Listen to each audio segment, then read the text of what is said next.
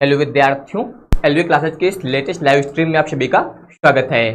तो आज के इस लेक्चर में आपको फिजिक्स के पहले चैप्टर यानी कि वैद्युत आवेश तथा क्षेत्र का जो है एक महत्वपूर्ण टॉपिक पढ़ाया जाने वाला है। यानी कि इस चैप्टर का ये जो है सबसे महत्वपूर्ण टॉपिक है। ये आपका टॉपिक भी पूछा जा सकता है। इसके अलावा इस टॉपिक से रिलेटेड न्यूमेरिकल भी अक्सर जो है आपको बोर्ड पेपर में देखने को मिल जाएंगे। तो आपको जो है यहाँ पर इस टॉपिक को बहुत ही अच्छे से समझ लेना है। इसके अलावा अगर किसी को कोई समस्या आ रही है तो कमेंट बॉक्स में ज़रूर बताइएगा। तो यहाँ पर अब हम लोग स्टार्ट करेंगे। तो आज आप लोग यहाँ पर पढ़ने वाले हैं कूलाम का नियम। ये टॉपिक जो है बोर्ड पेपर की दृष्टि से बहुत ही महत्वपूर्ण है। इसे आप अभी से इम्पोर्टेंट नोट करके रख लीजिए। तो यहाँ पर देखिए, इस टॉपिक को समझने के लिए सबसे पहले ध्यान दीजिए। मान लीजिए दो बिंदु आवेश दिए गए हैं। यहाँ पर एक बिंदु आवेश है Q1 और इसी प्रकार से एक बिंदु आवेश आपको यहाँ पर दिया गया है Q2। ये दो बिंदु आवेश दिए गए हैं। इसके अलावा आप यहाँ पर मान लीजिए दोनों बिंदु आवेश जो है के बीच की दूरी जो है वो आप मान लीजिए कि R है। यानी कि दोनों आवेशों के बीच की दूरी आपको मान लेना है कितनी है, R है। यहाँ से यहाँ तक ये दूरी हो जाएगी। अब इसके अलावा आवेशों के बारे में आपको कुछ मुख्य गुण बताए गए हैं। जैसे कि आपको बताया गया है कि अगर दोनों आवेश धनात्मक हैं, जिन्हें हम लोग बोलते हैं सजातीय आवेश, या फिर दोनों आवेश ऋणात्मक हैं तो इन्हें भी बोला जाता है सजातीय आवेश। इस तरह के आवेशों में क्या होता है, प्रतिकर्षण होता है। इनमें होता है प्रतिकर्षण, ये आपको बताया गया है। इसके अलावा आपको ये भी बताया गया कि जब एक आवेश आपका प्लस और दूसरा आवेश आपका माइनस हो तो इनके बीच होता है आकर्षण।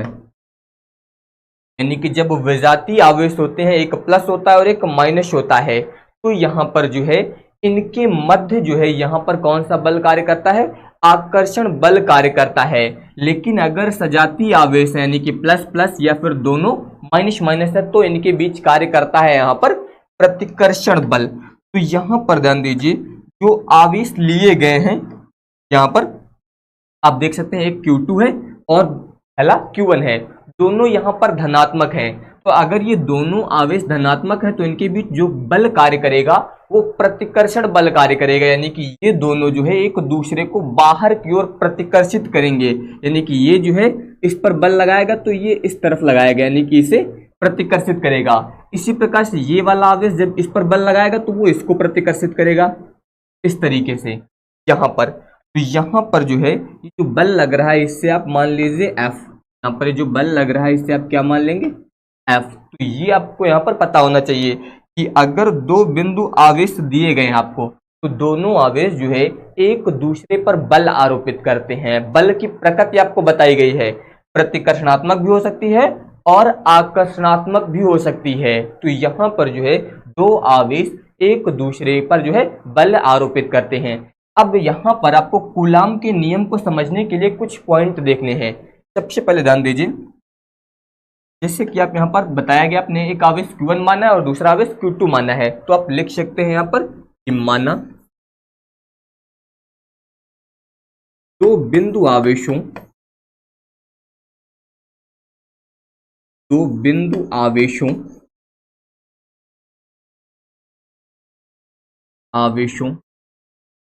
Q1 व Q2 के बीच की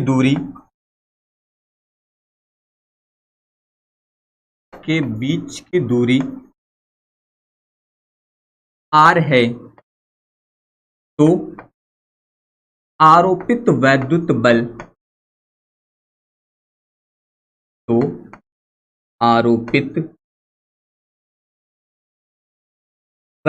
बल अब यहाँ पर ये जो बल आरोपित हो रहा है इसी के बारे में आपको बताया जा रहा है कि बल की प्रकृति प्रतिकर्षणात्मक भी हो सकती है और आकर्षणात्मक भी हो सकती है।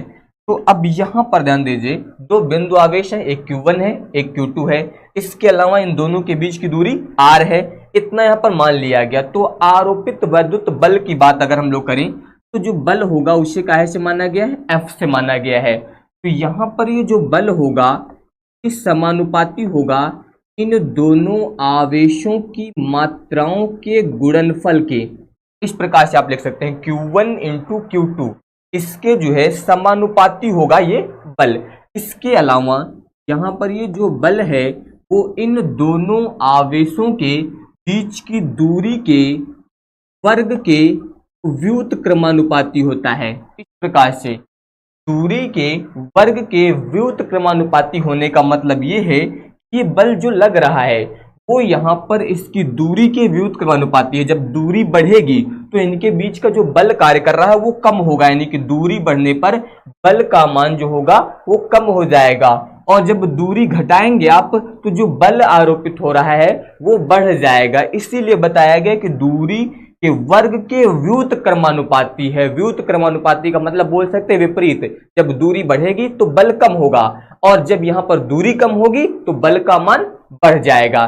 तो अब आपको यहाँ पर जो कूलाम का नियम बताना है वो आपको इन्हीं दो समीकरणों की सहायता से बताना है। इससे आप मान लीजिए समीकरण नंबर 1 और इससे मान लीजिए आप समीकरण नंबर 2। अब आपको इन दो समीकरणों की सहायता से कूलाम का नियम बताना है। तो किस प्रकार से आप बताएंगे, ध्यान दीजिए। आप बता सकते हैं यहाँ पर कि किन्हीं दो स्थिर बिंदु आवेश हो। सबसे पहले आपको बताया गया था जब चैप्टर स्टार्ट किया गया था कि यहाँ पर इस चैप्टर में जो आवेश होगा वो स्थिर रहेगा, यानी कि आवेश जो है गति नहीं करेगा।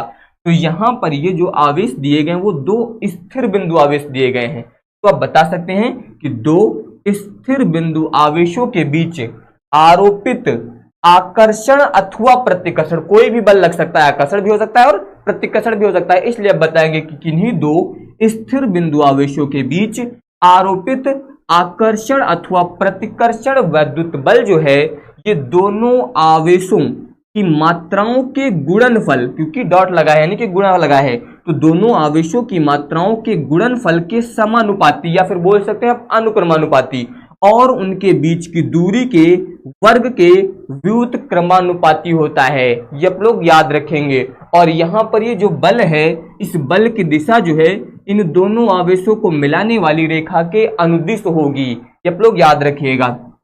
ध्यान दीजिए, दो आवेश थे, इनको मिलाने वाली रेखा ये है, तो इसी की अनुदिश आप यहाँ पर देख सकते हैं ये बल लग रहा है। तो यहाँ पर जो बल लागू होगा वो इन दोनों आवेशों को मिलाने वाली रेखा के जो है अनुदिश होगा। ये आप लोग याद रखिएगा। तो अगर आप यहाँ पर कूलाम का नियम लिखते तो आप बताएंगे यहाँ पर किन्हीं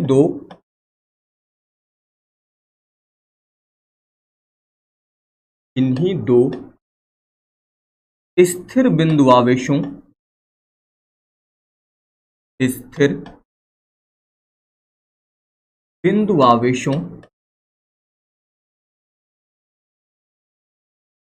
आवेशों के बीच आरोपित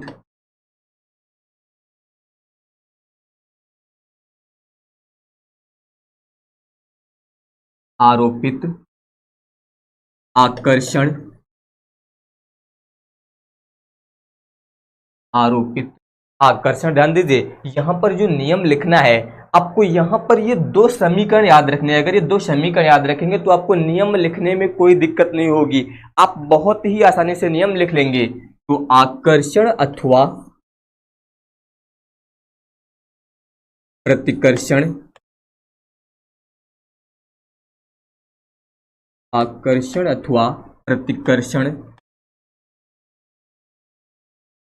वैद्युत बल, यानी कि यहां पर जो है इन दो आवेशों के बीच लगने वाला जो वैद्युत बल है ये दोनों आवेशों, देख सकते हैं पहला आवेश और दूसरा आवेश, इन दोनों आवेशों की मात्राओं के गुणनफल के अनुक्रमानुपाती। अब बता सकते हैं वैद्युत बल जो है दोनों आवेशों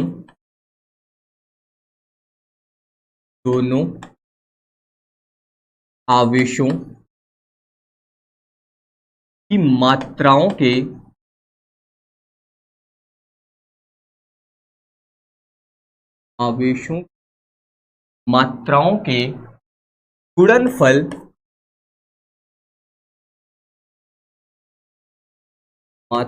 के गुणनफल के अनुक्रमानुपाती।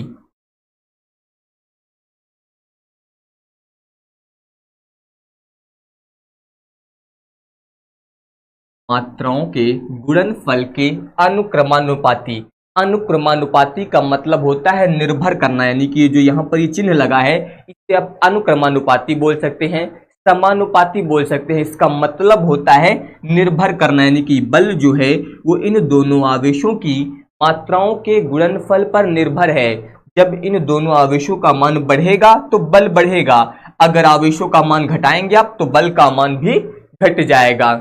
इसका मतलब यह है कि बल जो है वो इन दोनों आवेशों की मात्राओं के गुणनफल के अनुक्रमानुपाती यानी कि उस पर जो है यहां पर निर्भर करता है। तथा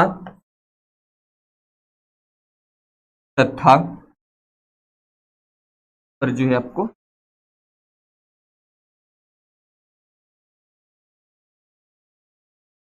तथा उनके बीच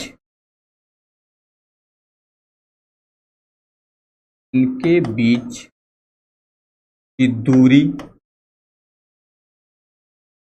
के वर्ग। अब यहां पर ध्यान दीजिए, ये बल जो था यहां पर बीच की दूरी के वर्ग, क्योंकि आर स्क्वायर लिखा है, इसका मतलब होगा यहां पर दूरी के वर्ग के व्युत्क्रमानुपाती होता है। दूरी के वर्ग के व्युत्क्रमानुपाती होता है। व्युत्क्रमानुपाती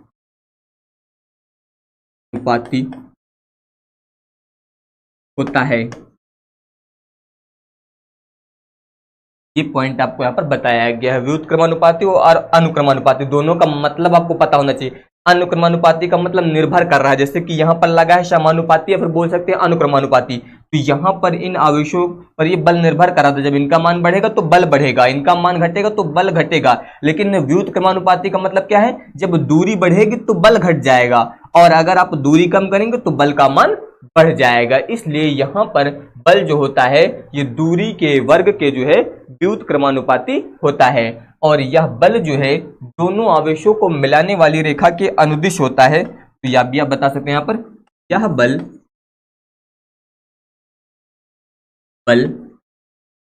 दोनों आवेशों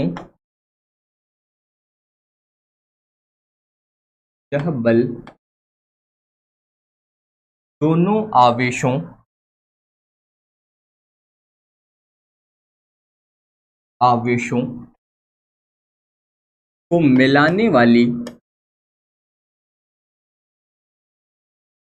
को मिलाने वाली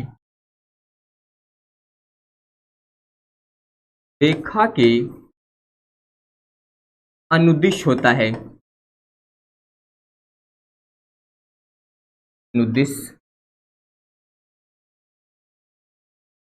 होता है। तो ये आप लोग याद रखिएगा कि यहाँ पर जो बल लागू हो रहा है ये बल जो है इन दोनों आवेशों को मिलाने वाली रेखा के अनुदिश होता है, यानी कि उसी दिशा में होता है। जैसे कि ये रेखा है तो इसी दिशा में यहाँ पर जो है बल लागू होगा। यहाँ पर दोनों आवेश जो है समान प्रकृति के थे, यानी कि दोनों धनात्मक थे, इसलिए प्रतिकर्षण बल लग रहा है, यानी कि ये बाहर की ओर प्रदर्शित है। अगर एक प्लस और एक माइनस होता तो इनमें आकर्षण बल होता और ये चिन्ह अंदर की ओर लग जाते। ये चीज आप लोग याद रखिएगा। अब यहां पर ध्यान दीजिए, यहां पर आपको कूलाम के नियम में दो समीकरण बताए गए हैं। अब इन दोनों को हम लोग यहां पर संयुक्त करेंगे, तो आप लिख सकते हैं समीकरणों को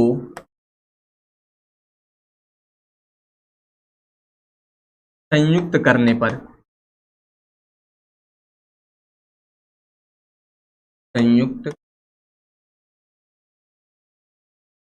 करने पर संयुक्त करने पर या फिर आप बोल सकते हैं यहाँ पर आपको इन्हें जो है मिलाकर लिख देना। ये याद रखिएगा, यहाँ पर संयुक्त करना है आपको, जोड़ना नहीं है। संयुक्त करने में और जोड़ने में अंतर होता है। तो यहाँ पर जो है इन दोनों समीकरणों को आपको केवल संयुक्त करना है। जब संयुक्त करेंगे तो यहाँ पर देख सकते हैं बाएं पक्ष में f लिखा है, तो यहाँ पर हो जाएगा f प्रोपोर्शनल टू, यहाँ पर देख सकते हैं ये दिया गया है Q1 इंटू Q2 बट्टे, जब संयुक्त करेंगे तो ये बट्टे में आपका लग जाएगा आर स्क्वायर, क्योंकि ऊपर 1 दिया गया, 1 में इसका गुणा होगा तो यही आएगा। तो संयुक्त करके आप इस प्रकार से लिखेंगे। अगर जोड़ा जाता तो यहाँ पर फिर इन दोनों के बीच में प्लस लग जाता है, इसलिए आपको यहाँ पर जोड़ना नहीं, केवल इन दोनों समीकरणों को संयुक्त करके यहाँ पर लिखना है। तो ये इतना आएगा।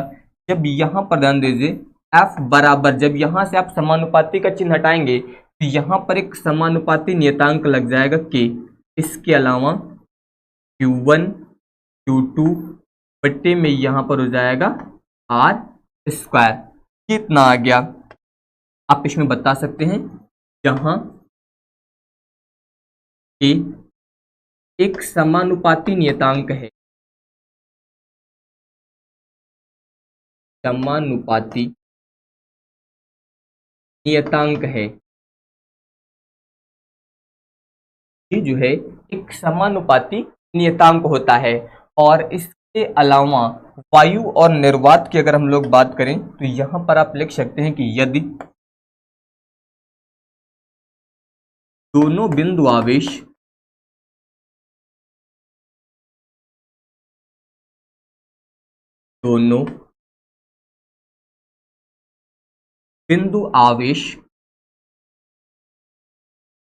वायु अथवा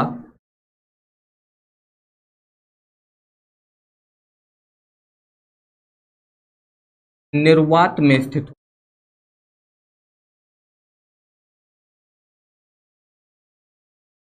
हो, तो अगर यहां पर दोनों बिंदु आवेश, जो आपको बिंदु आवेश बताए गए थे Q1 और Q2, अगर ये जो है वायु या फिर निर्वात में स्थित होंगे तो इसके लिए ये जो होता है इसका मान होता है 1/4 पाई एप्सिलॉन नॉट। ये आप लोग याद रखिएगा, यहाँ पर के बराबर होता है 1/4 पाई एप्सिलॉन नॉट। या फिर आप बता सकते हैं यहाँ पर के बराबर 9.0 गुणे 10⁻9 न्यूटन मीटर स्क्वायर प्रति कूलम स्क्वायर ये होता है। चाहे तो आप इस प्रकार से लिख सकते हैं या फिर इस तरीके से लिख सकते हैं। अब ध्यान दीजिए, अगर आप यहां पर मान रखें ये वाला, तो ये हो जाएगा F बराबर के की जगह पे आप ये वाला मान रख सकते हैं, तो 1/4 pi epsilon not into Q1 Q2 बट्टे में हो जाएगा R स्क्वायर। ये यहाँ पर जो है इतना आ जाएगा इस तरीके से। तो यहाँ पर वायु या निर्वात के लिए के का मान जो है आप इतना यूज करेंगे, जो समानुपाती नियतांक था उसका मान होता है। आप इसे जो है मान लीजिए समीकरण नंबर 3, ये आपका महत्वपूर्ण सूत्र है, इसकी जरूरत जो आपको न्यूमेरिकल में सबसे ज्यादा पड़ेगी।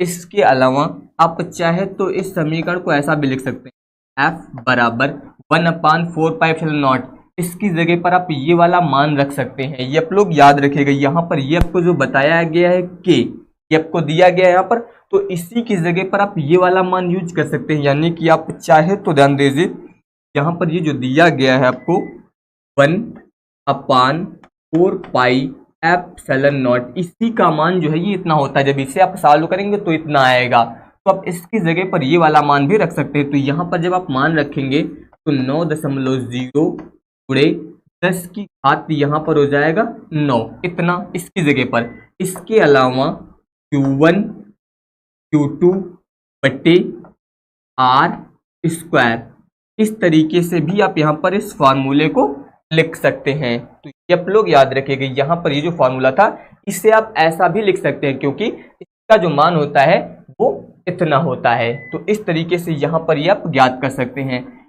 अब इसके बाद ध्यान दीजिए, यहाँ पर अगर मान लीजिए यहाँ पर जो है इसे वायु या निर्वात की जगह पर किसी ऐसे माध्यम में रखा गया जहां का परावर्तनांक अलग है, यानी कि इसे जो है एक ऐसे माध्यम में रख दिया गया जहां पर परावर्तनांक जो है अलग है। तो यहाँ पर ध्यान दीजिए, इसमें जो एप्सिलॉन नॉट आया इसके बारे में भी आपको पता होना चाहिए। आप बता सकते हैं कि जहां एप्सिलॉन नॉट, या फिर इसे आप बोल सकते हैं एप्सिलॉन 0, इसे निर्वात की विद्युतशीलता बोला जाता है। निर्वात अथवा वायु की विद्युतशीलता,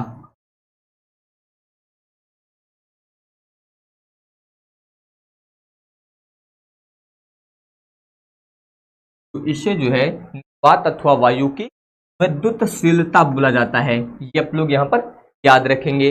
अब ध्यान दीजिए यहाँ पर अगर दोनों बिंदु आवेशों को जो है वायु के स्थान पर मान लीजिए किसी ऐसे स्थान पर रख दिया गया है जहां पर परावैद्युतांक अलग है, या फिर आप बोल सकते हैं किसी कुचालक माध्यम में रख दिया गया है, तो अब यहां पर ध्यान दीजिए आप यहां पर बताएंगे कि यदि दोनों बिंदु आवेश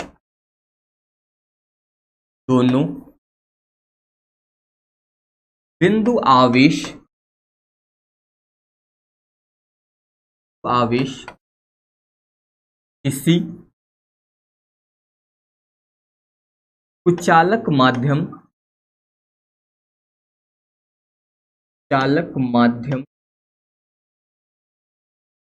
जैसे आप बता सकते हैं मोम, कागज, तेल, ये सभी जो होते हैं आपके कुचालक माध्यम होते हैं। तो यहाँ पर यदि दोनों बिंदु आवेश जो है किसी कुचालक माध्यम में स्थित हो,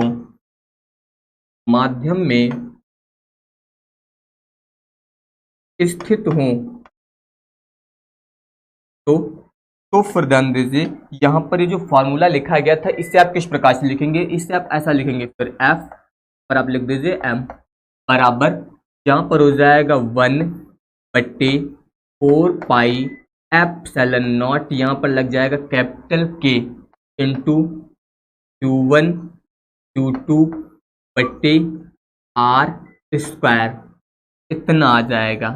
अब यहाँ पर ध्यान दीजिए इसमें जो K आया है आप बता सकते हैं, यहाँ इसके पहले जो K लिखा गया था वो स्मॉल K था जिसे हम लोग समानुपाती नियतांक बोलते हैं, और यहाँ पर अब लिखा गया है कैपिटल K, इससे बोलते हैं माध्यम का परावैद्युतांक,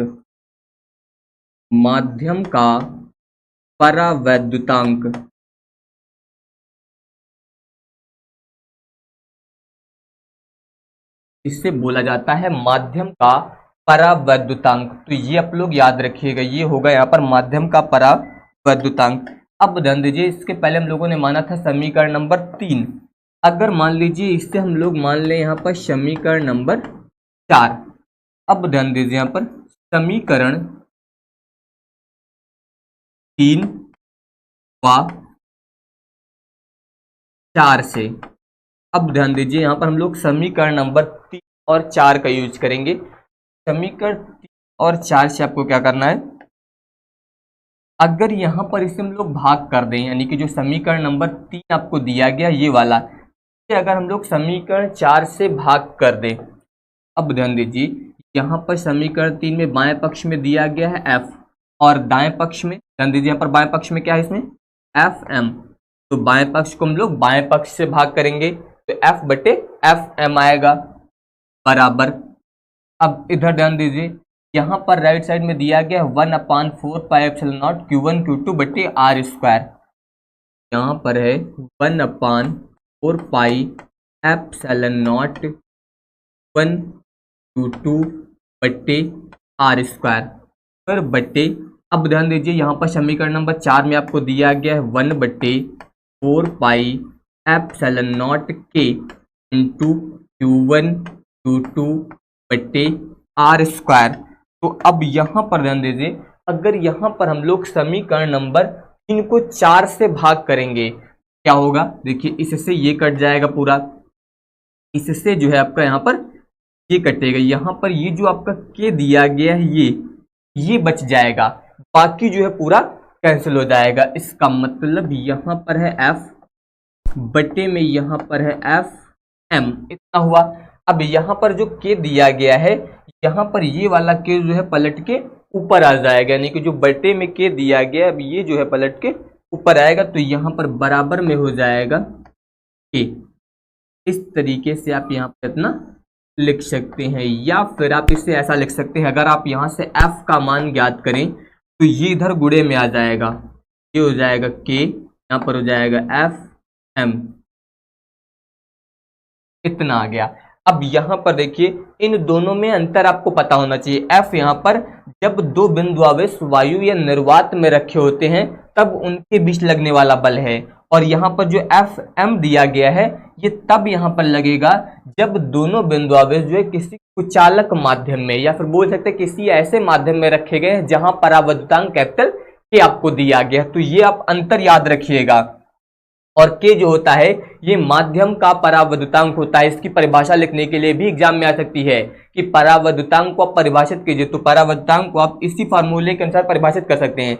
आप ध्यान दीजिए किस प्रकार से आप यहाँ पर परिभाषित करेंगे। आप बताएंगे यहाँ पर ये कौन सा बल था, यदि दोनों बिंदु आवेश वायु या निर्वात में रखे हों तो उनके बीच लगने वाले वैद्युत बल, तथा यदि दोनों बिंदु आवेश किसी चालक माध्यम में रखे हों तो उनके बीच लगने वाले वैद्युत बल का अनुपात जो होता है ये माध्यम का परावैद्युतांक कहलाता है। ये आप लोग याद रखिएगा। इस तरीके से आप जो है यहाँ पर माध्यम के परावैद्युतांक को परिभाषित कर सकते हैं। इस तरीके से जो है आप यहाँ पर माध्यम के परावैद्युतांक को परिभाषित करेंगे। तो आप चाहे तो यहाँ पर लिख भी सकते हैं कि यहाँ पर जो है वायु या निर्वात के बीच जो है लगने वाला बल, और इसके अलावा यदि दोनों बिंदु आवेशों के बीच का माध्यम कोई कुचालक पदार्थ है तो यहाँ पर लगने वाला बल, इन दोनों का जो अनुपात होगा ये माध्यम के परावैद्युतांक के बराबर होगा। ये आप लोग याद रखिएगा।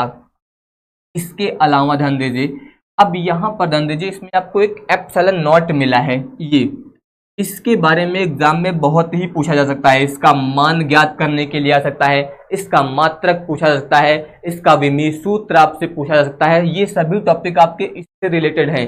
तो चलिए अब इसके बारे में ध्यान दीजिए। अब यहाँ पर जो हम लोग एप्सिलॉन नॉट का मान व मात्रक ज्ञात करेंगे। एप्सिलॉन नॉट का मान व मात्रक। अब ध्यान दीजिए, अभी आपको यहाँ पर बताया गया है इसमें कि 1/4 पाई एप्सिलॉन नॉट बराबर होता है 9.0 गुणे 10 की घात 19। यहाँ पर ध्यान दीजिए 9 गुणे 10 की घात 9 इतना बताया गया है न्यूटन मीटर स्क्वायर प्रति कूलम स्क्वायर। ये अभी आपको बताया जा चुका है जब आपको यहाँ पर कूलम का नियम बताया गया है। तो यहाँ पर आप देख सकते हैं ये बताया गया है 1/4 पाई एप्सिलॉन नॉट बराबर कितना था 9 गुणे 10 की घात 9 newton metre square coulomb square. ये आपको बताया गया है, इसी का हम लोग यहाँ पर यूज करने वाले हैं। अब ध्यान दीजिए, अगर यहाँ से आपको एप्सिलॉन नॉट का मान ज्ञात करना है, अब ध्यान दीजिए यहाँ पर ये इतना मान होता है। जब यहाँ से आप एप्सिलॉन नॉट ज्ञात करेंगे यानी कि इसका मान, अब क्या होगा ध्यान दीजिए, एप्सिलॉन नॉट ज्ञात करें तो इससे आप इधर ले जाइए तो इतना हुआ।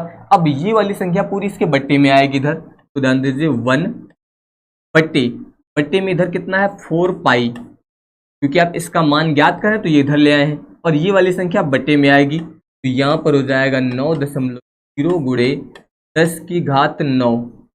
यहाँ पर ये दिया गया है न्यूटन मीटर स्क्वायर प्रति कूलम स्क्वायर। ये हो जाएगा एप्सिलॉन नॉट बराबर 1 यहाँ पर ध्यान दीजिए 4 पाई का मान आप रख दीजिए। यहाँ पर पाई का मान जो है हो जाएगा 3.14। ये पाई का मान होता है, ये सभी लोग याद रखेगा। चाहे तो आप 22/7 यूज कर सकते हैं या फिर आप 3.14 गुणे 9.0 गुणे 10 की घात 9। ये मात्रक जब पलट के ऊपर जाएगा तो ये हो जाएगा कूलम स्क्वायर प्रति न्यूटन मीटर स्क्वायर, इतना हो गया। अब इसके बाद जो है यहाँ पर एप्सिलॉन नॉट बराबर, इससे आपको सॉल्व करना है। सॉल्व कैसे करना है, इसका आप गुणा करिए फिर इसका गुणा करिए। गुणा करने पर जितना आएगा उससे जो है आप 1 को भाग करिएगा। तो भाग करने पर यहाँ पर जो है इसका मान लगभग 8.85 आएगा, और इसके अलावा गुणे 10 की घात हो जाएगा -12। जब भाग करने के बाद इसे आप शुद्ध करके मानक रूप में लिखेंगे तो लगभग इसका मान इतना आएगा 8.85 गुणे 10 की घात -12। यहाँ पर आप देखिए ये हो जाएगा कूलम स्क्वायर प्रति न्यूटन मीटर स्क्वायर। इस तरीके से यहाँ पर ये जो मान आया है ये एप्सिलॉन नॉट का मान हो जाएगा 8.85। जब भी न्यूमेरिकल आप सॉल्व करेंगे कहीं पर भी एप्सिलॉन नॉट मिलेगा तो उसकी जगह पर आपको 8.85 × 10⁻12 का यूज करना रहेगा, ये आप लोग याद रखिएगा। इसके अलावा जो है यहाँ पर एप्सिलॉन नॉट का मात्रक भी आपका जो है इसी के साथ ज्ञात हो गया है। यहाँ पर ध्यान दीजिए आप, यहाँ पर इसका मान ये था न्यूटन मीटर स्क्वायर प्रति कूलम स्क्वायर। जब इसका मान हम लोगों ने ज्ञात किया तो यहाँ पर ये मात्रक आ गया। ध्यान दीजिए, इसका मतलब आप इसे पढ़ेंगे कैसे, सी का स्क्वायर का मतलब ये आपको दिया गया है कूलम स्क्वायर, इसके बाद प्रति ये हो जाएगा न्यूटन मीटर स्क्वायर। तो ये यहाँ पर जो है एप्सिलॉन नॉट का मात्रक हो जाएगा। इस तरीके से आप यहाँ पर मात्रक ज्ञात करेंगे। अब इसके बाद ध्यान दीजिए आप यहाँ पर इसका विमीय सूत्र कैसे ज्ञात करेंगे। आप एप्सिलॉन नॉट का विमीय सूत्र बोर्ड पेपर में बहुत पूछा जाता है। ये एप्सिलॉन नॉट का विमीय सूत्र, अब ध्यान दीजिए आप यहाँ पर एप्सिलॉन नॉट का विमीय सूत्र कैसे ज्ञात करेंगे। अब ध्यान दीजिए आपको जो फार्मूला बताया गया, ये बताया गया यहाँ पर F बराबर 1/4 पाई एप्सिलॉन नॉट, इसके अलावा Q1 Q2 बट्टे R स्क्वायर, ये आपको बताया जा चुका है। अब यहाँ से अगर एप्सिलॉन नॉट आपको ज्ञात करना हो तो एप्सिलॉन नॉट इधर आएगा, एप्सिलॉन नॉट यहाँ पर हो जाएगा 1 बट्टे में हो जाएगा 4 पाई, ये वाला F इधर बट्टे में आएगा। तो यहाँ पर ध्यान दीजिए Q1 Q2 बट्टे R स्क्वायर ये दिया गया और ये वाला F इधर आ जाएगा, ये इतना हो गया यहाँ पर। अब इसमें ध्यान दीजिए यहाँ पर ये जो वैल्यू दी गई है ये एक कांस्टेंट वैल्यू होती है, यानी कि हम लोग बोलते हैं कांस्टेंट या फिर आप बोल सकते हैं नियतांक। ये जो है एक कांस्टेंट वैल्यू है, यानी कि एक नियतांक है, इसका मान निश्चित होता है। तो जो कांस्टेंट वैल्यू होती है उसका कोई भी मात्रक नहीं होता है, कोई भी विमीय सूत्र नहीं होता है, ये आप लोग याद रखिएगा। तो यहाँ पर फिर हम लोग एप्सिलॉन नॉट का विमीय सूत्र ज्ञात करेंगे।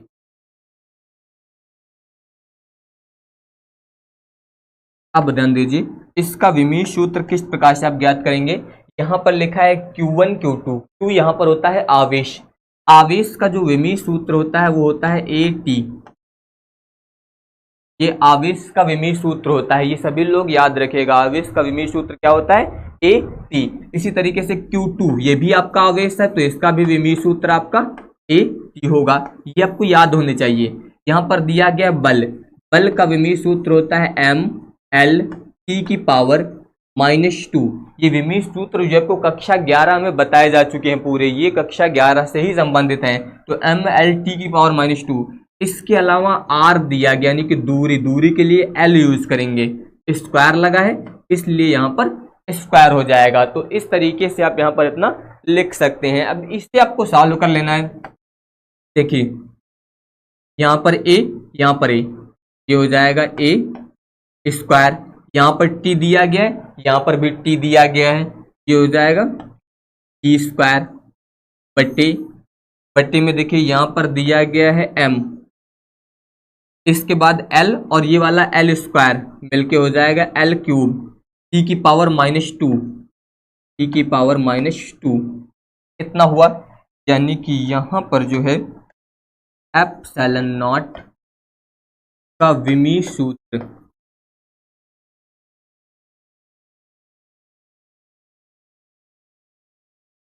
जब आप इसका विमीय सूत्र ज्ञात करेंगे तो m की पावर अभी यहाँ पर कितना आप मान सकते हैं 1। जब ये m ऊपर जाएगा तो इसकी पावर अब ये -1 हो जाएगी, ऊपर जाने पर चिन्ह बदल जाता है। l जब ऊपर जाएगा तो l की पावर -3 हो जाएगा। जब t ऊपर जाएगा तो देखिए माइनस में पहले से है, ऊपर जाएगा तो प्लस हो जाएगा, तो 2 ऊपर दिया गया था, ये भी जाएगा तो 2, ये हो जाएगा 4। इसके अलावा एम्पियर यानी कि a की पावर 2, इतना। तो ये यहाँ पर आ गया है m की पावर -1, इसके अलावा l की पावर -3, t की पावर 4 और a की पावर 2। तो ये यहाँ पर जो है इसका विमीय सूत्र आ गया, यानी कि एप्सिलॉन नॉट का विमीय सूत्र आ गया।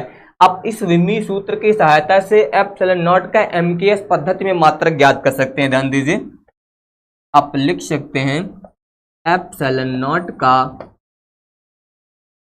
एमकेएस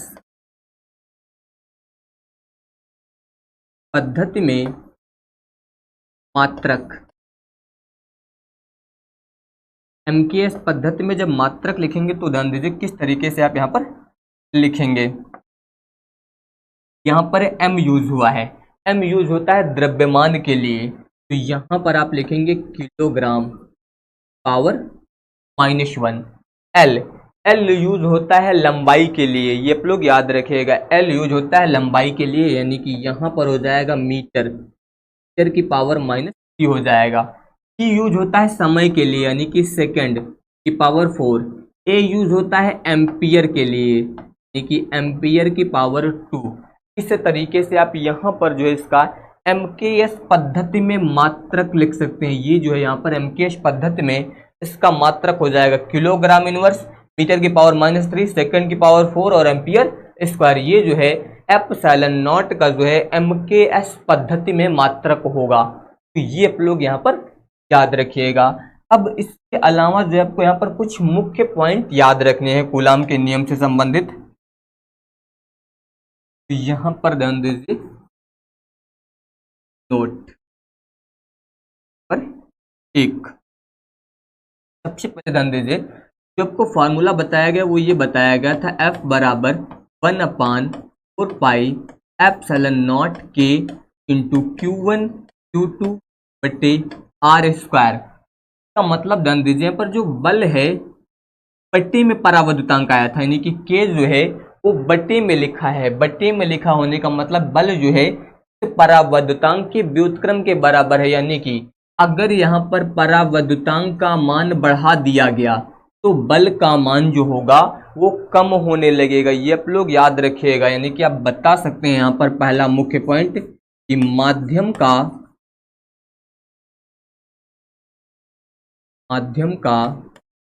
परावर्तकांक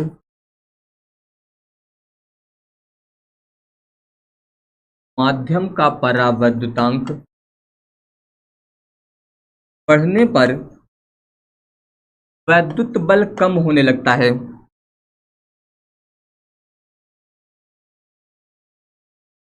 वैद्युत बल कम होने लगता है।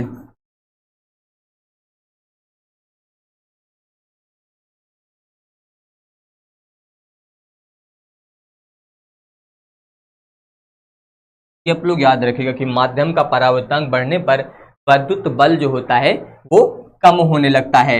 इसके अलावा दूसरा पॉइंट आप लोग याद रखिएगा, आपको बताया गया यहाँ पर कि जो वैद्युत बल होता है इसकी प्रकृति जो होती है वो आकर्षणात्मक और प्रतिकर्षणात्मक दोनों प्रकार की हो सकती है। तो आप बता सकते हैं यहाँ पर कि वैद्युत बल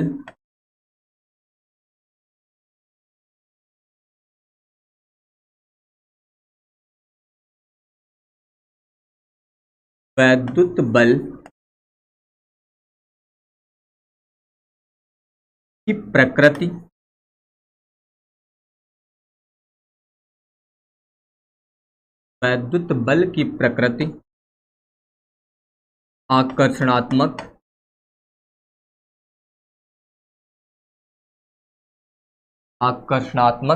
अथवा प्रतिकर्षणात्मक होती है। आकर्षणात्मक अथवा प्रतिकर्षणात्मक होती है।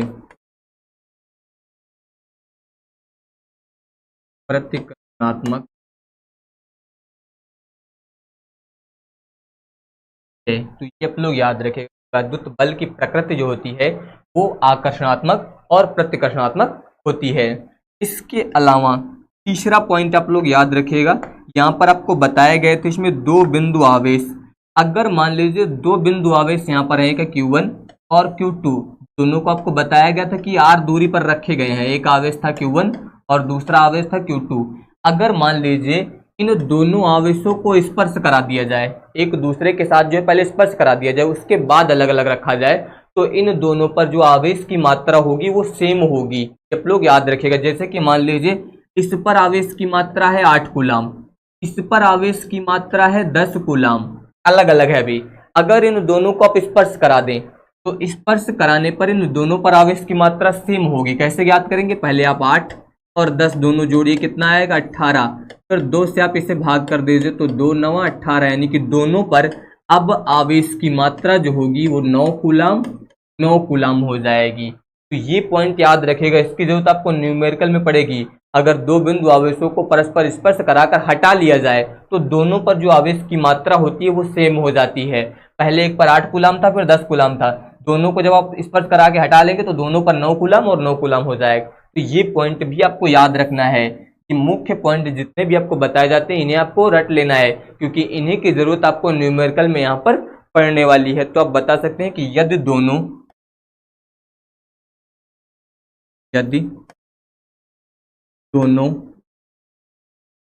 आवेशित कणों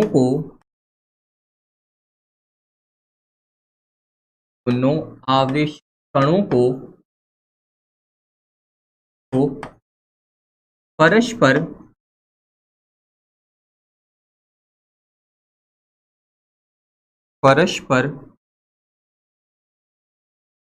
स्पर्श कराकर, पहले यहां पर स्पर्श कराना है तो परस्पर स्पर्श कराकर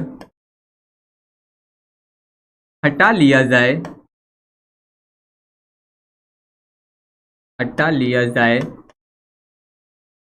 तो दोनों पर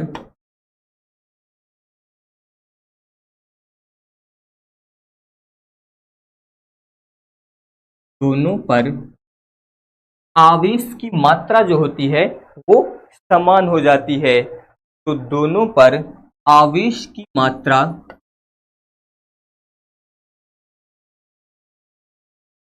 समान हो जाती है।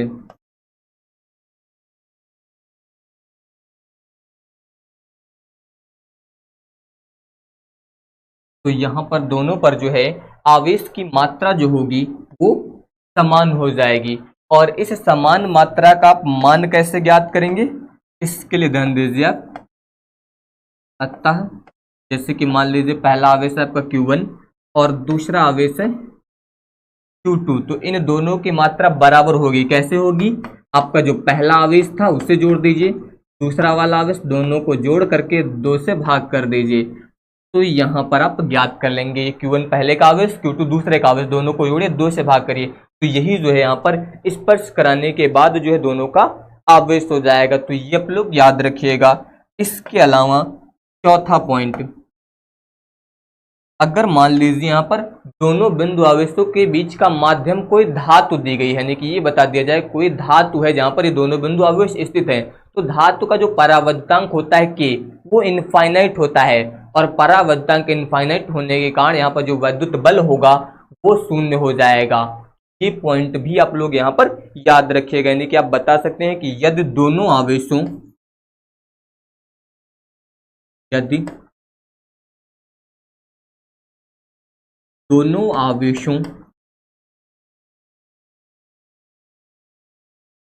आवेशों के बीच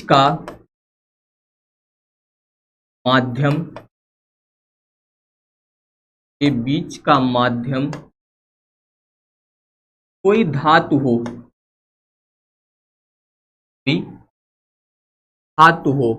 यानी कि जो दो आवेश आपको दिए गए हैं Q1 और Q2, इनके बीच का जो माध्यम है वो यहाँ पर कोई धातु हो, तो के बराबर इनफाइनाइट होने के कारण, के बराबर इनफाइनाइट का मतलब धातु के लिए जो परावर्तनांक होता है वो अनंत होता है। तो के बराबर इनफाइनाइट होने के कारण वैद्युत बल जो होगा वो शून्य हो जाएगा। ये आप लोग याद रखिएगा, के कारण उनके बीच आरोपित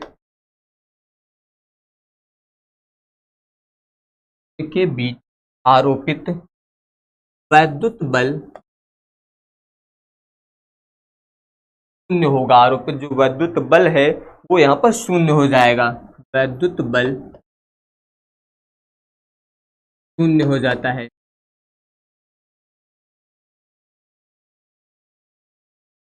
ये पॉइंट आप लोग यहाँ पर याद रखिएगा। इसके अलावा आप लोग याद रखिएगा, अगर दोनों बिंदु आवेशों को मान लीजिए भू संपर्कित कर दिया जाए, यानी कि दोनों में से किसी एक आवेश को या फिर दोनों को भू संपर्कित कर दिया जाए। भू संपर्कित का मतलब उसे पृथ्वी से जोड़ दिया जाए, उसे अर्थ प्रदान कर दिया जाए।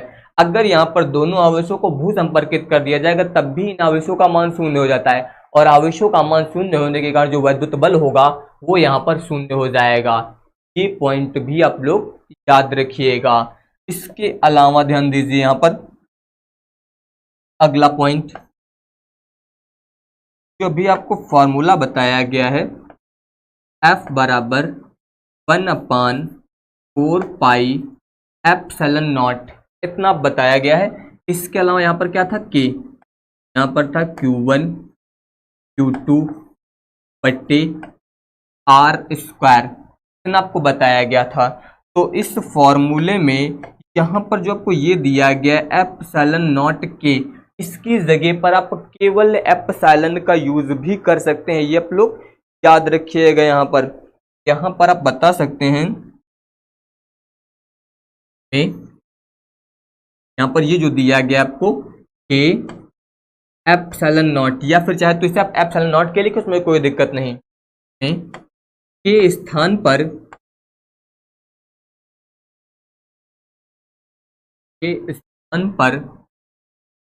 एप्सिलॉन के स्थान पर जो है केवल एप्सिलॉन, जहां पर एप्सिलॉन नॉट लिखा जा रहा था वहां पर जो है आप एप्सिलॉन भी लिख सकते हैं। के स्थान पर एप्सिलॉन भी लिख सकते हैं।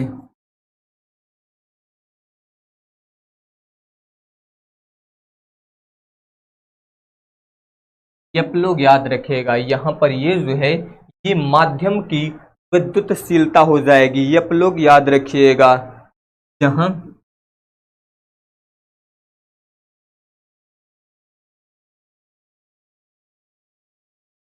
से जो है आप माध्यम की या फिर बोल सकते हैं निरपेक्ष विद्युतशीलता, ये आप लोग याद रखिएगा। इससे जो है परावैद्युत की विद्युतशीलता या माध्यम की विद्युतशीलता, जहां एप्सिलॉन जो है परावैद्युत की विद्युतशीलता,